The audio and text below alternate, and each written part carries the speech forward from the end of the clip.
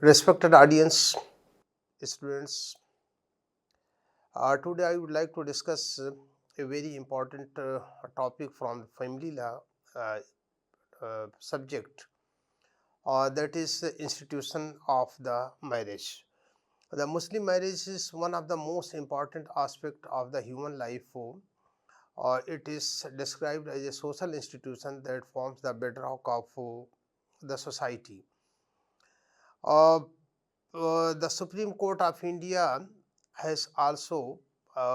in series of the cases, accepted the significance of the Muslim marriage or institution of the marriage. And the Supreme Court of India in G.B. Rao versus L.H.B. Prasad and some other cases has described or called the Muslim marriage as a sacred ceremony, the main purpose of which is to enable the young people to settle down in life and live peacefully. So, this is the significance or importance of the marriage which has been recognized or endorsed by the Supreme Court in these cases. Therefore, fundamental laws relating to the Muslim marriage are the matrimonial laws that are necessary in order to govern and in order to regulate the Muslim marriage. They should be known to all the concerned, that is the Muslim, uh, because it is necessary to know, because it is an indicator to lead a peaceful life with the legal and social morality. Now it is therefore high time, according to me, what I consider and feel, that now it is high time to create awareness among the contemporary or present generation, particularly young people who are enrolled in any faculty of law or in any college that is imparting the legal education. They should be fully aware about the knowledge of matrimonial laws, especially related to the Muslim marriage. Uh, uh, uh, Muslim marriage, but before going in detail about the fundamental rules or principle that governs or regulate the institution of the Muslim marriage, I would like to apprise the audience about the background of this institution, how this institution was evolved in the course of the time in the form of the Muslim marriage. Therefore, it is necessary to take the audience in the background of this institution. It goes without saying that before the advent of the religion of the Islam, uh, the Arabian society was a purely customary society, and therefore all the so-called social institutions like marriage, dower, dissolution of the marriage, maintenance, guardianship, and some other aspect of Muslim family law. Basically, they were established, they were created and regulated by the customary rules of the respective tribe. And the audience should also know that different tribal customary rules in the course of the time gave rise to the various customary so-called marriage unions. Uh, the well known of them were number one, Beena marriage, Baal form of the marriage, Shighar marriage, Muta form of the marriage. In fact, immediately before the advent of the Islam, institution of the marriage or the union of the marriage was very much in existence, was very much in fashion. It was in practice, but the kind of the union that was in practice immediately before the advent of the Islam, they were not basically worth calling a union. Rather, they were a loose form of the sex union that was available in the pre-Islamic Arabian society. And these customary rules, they gave rise to the various form of the marriage, and therefore I would like to discuss the well known customary form of the marriages that were very much in fashion or in practice before the advent of Islam in Arab society. One of the well-known form of the marriage that was very common in the Arabian society, that was known as Beena form of the marriage. In Beena form of the marriage, basically after establishment of the union, the wife was required to reside in her own parental home, and the husband would frequently visit her. The wife was known as Sadika, that is innocent lady, and the husband would give her a gift called as Sadak, which is now similar to the concept of the dowry. So this is one of the customary form of the sex union or so-called marriage, whereby two persons of opposite gender, they were united with each other, but after the formation of the union, the wife would remain at his parental home. It was the husband who would frequently visit her, but at the same time there was a custom that on the occasion of the marriage, husband would give something in the form of the gift, and whatever was given by the husband to the wife in the form of the gift on the occasion of the marriage, that very gift was known as sadaq, sadaq or sadqa, or a gift, and her gift were called as sadaq, or it was also a form of dowry or uh, amount of the maher, but this was only in the form of the Beena marriage. The other customary form of the marriage that was in practice, whereby two persons of a tribe or having two persons of a particular tribe were united with each other, and this form of the union was popularly known as Baal form of the marriage. In Baal form of the marriage, wife would go to her husband's house, means that she was required to leave the parental home,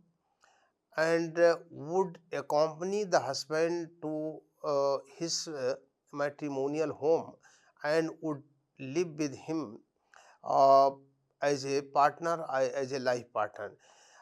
In return for her leaving for her parents' house, the spouse or the husband would give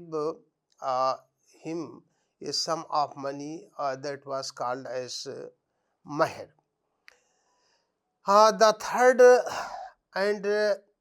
most important, third or most frequent form of the marriage, customary marriage, that was known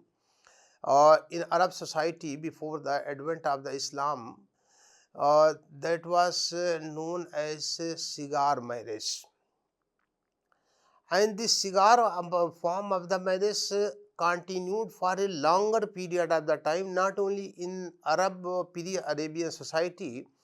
but this form of the marriage was prevalent even other than Arab society, in some other system, and even in India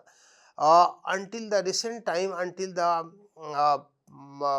enactment of certain rules regulating the marriages. This form of the marriage was prevalent almost in every society, and this form of the marriage is known as cigar marriage. Uh, one would wonder that in cigar form of the marriage, this is also known as exchange marriage or barter system, where a person would give in marriage his daughter or his sister to another man or to another person, and in return or in exchange for giving the daughter or sister,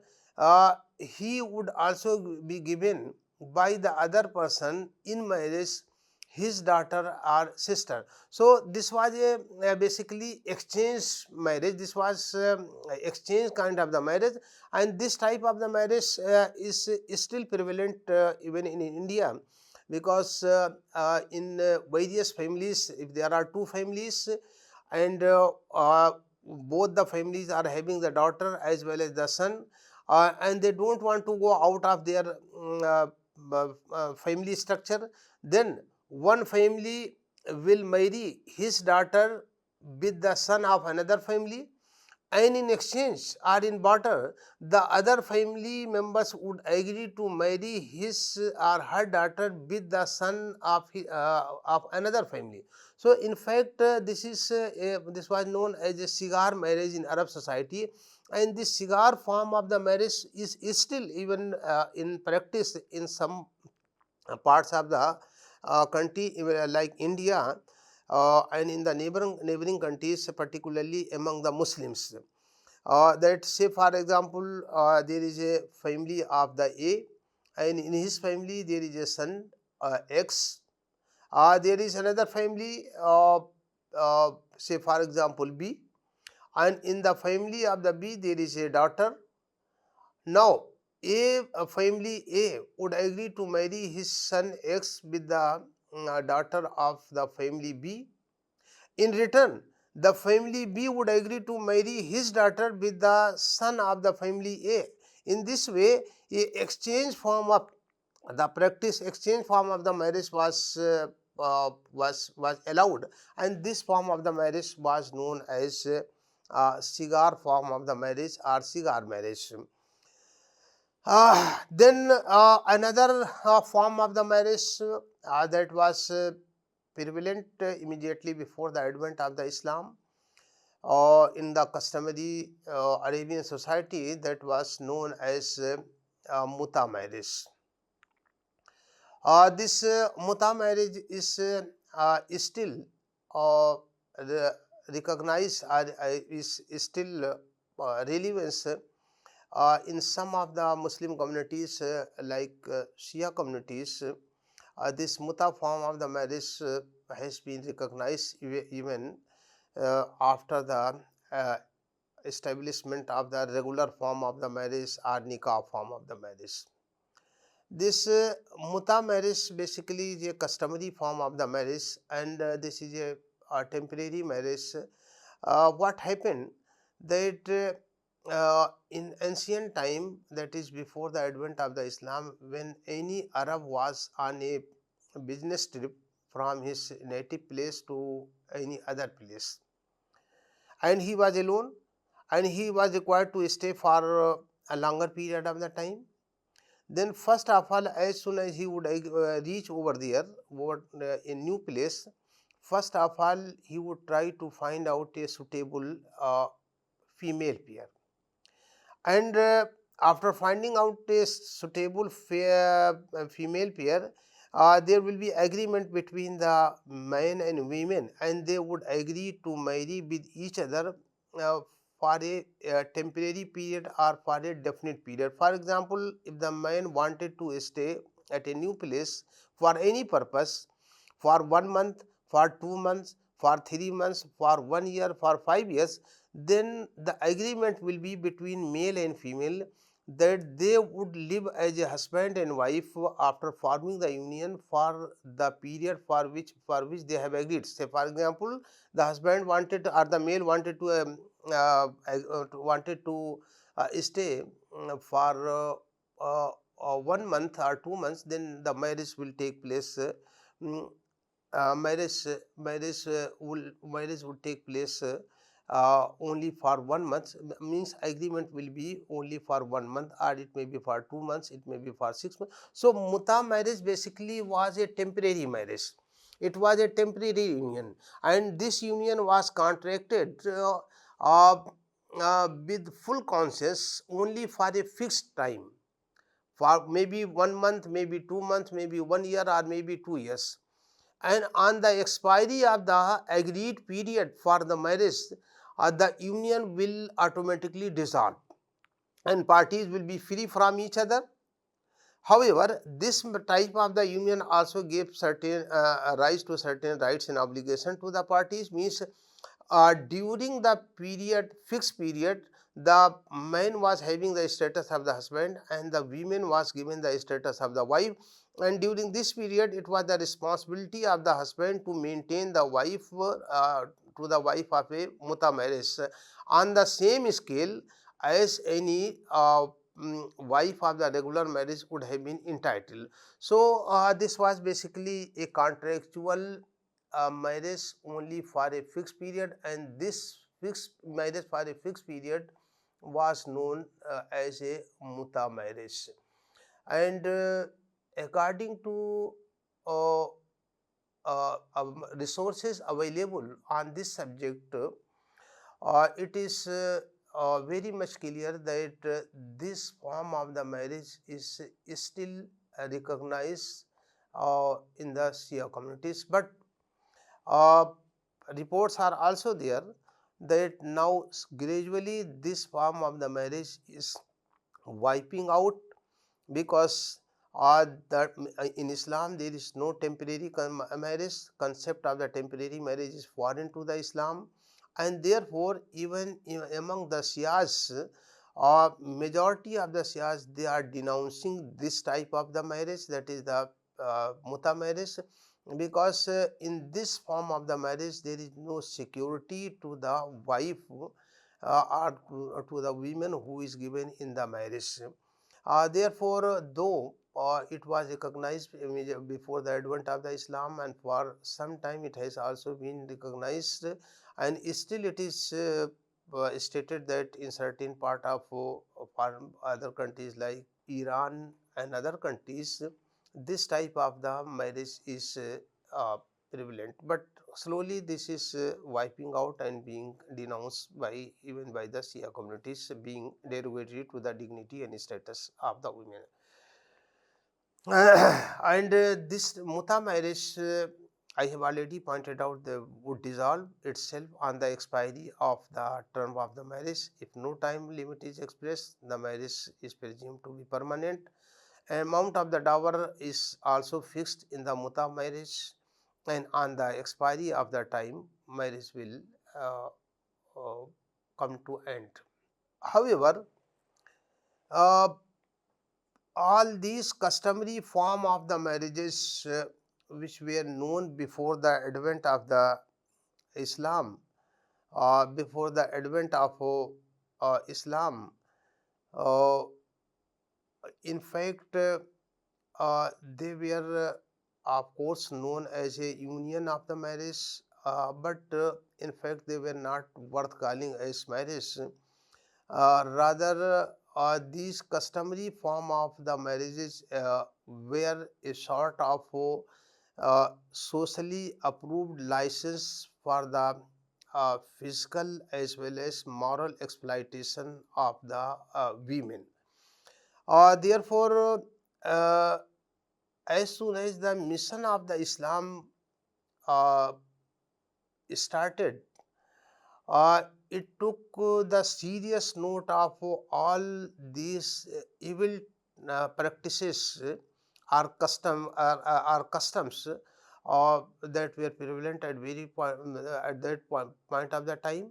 So Islam basically took the serious note of all these evil practices, and uh, was determined to not only abrogate or abolish these customary form of the marriages from the society itself, rather the Islam at one hand, uh, through the holy prophet and verses of the holy Quran, wanted to bring the reform in the social in the society, in the pre-Islamic society. So Islam decided not only to abrogate or abolish these customary form of the marriages, but keeping in mind the social necessity or biological necessity of the human being for that all the time to come.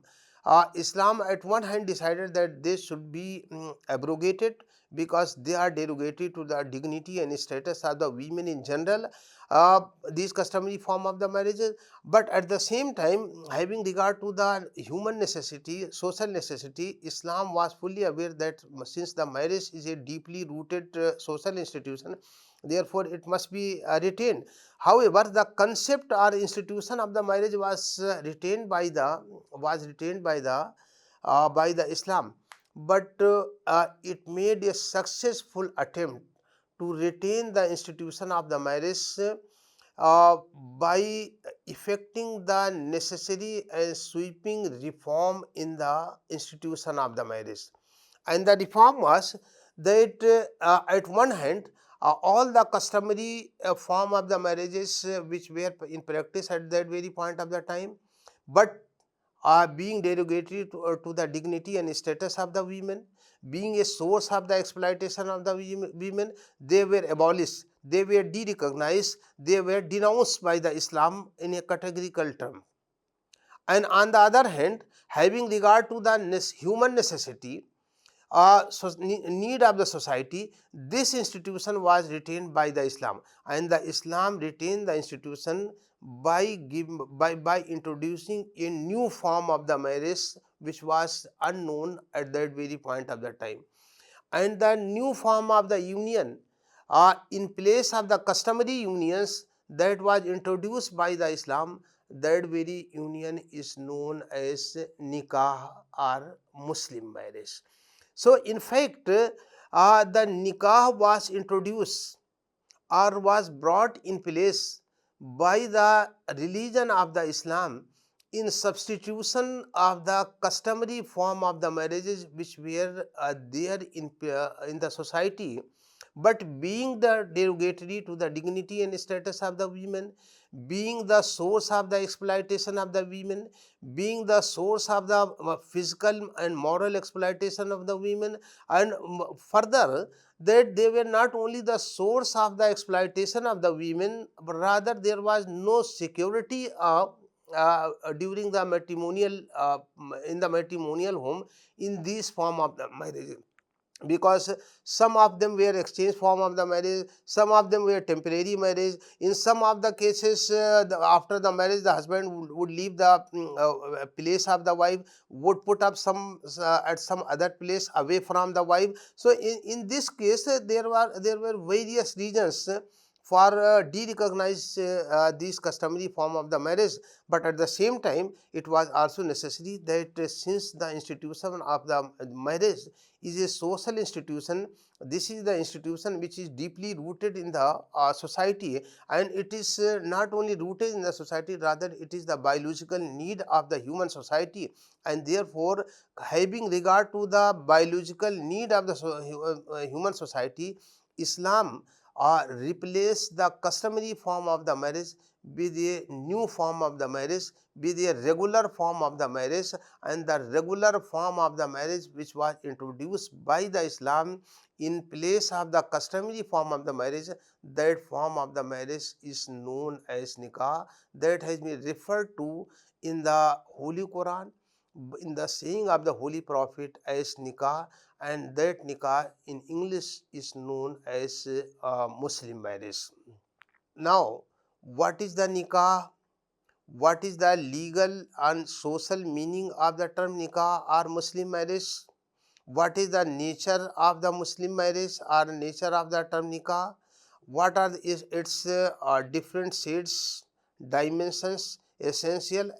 There are so many points connected with the nikah or Muslim marriage. So, I would like to discuss the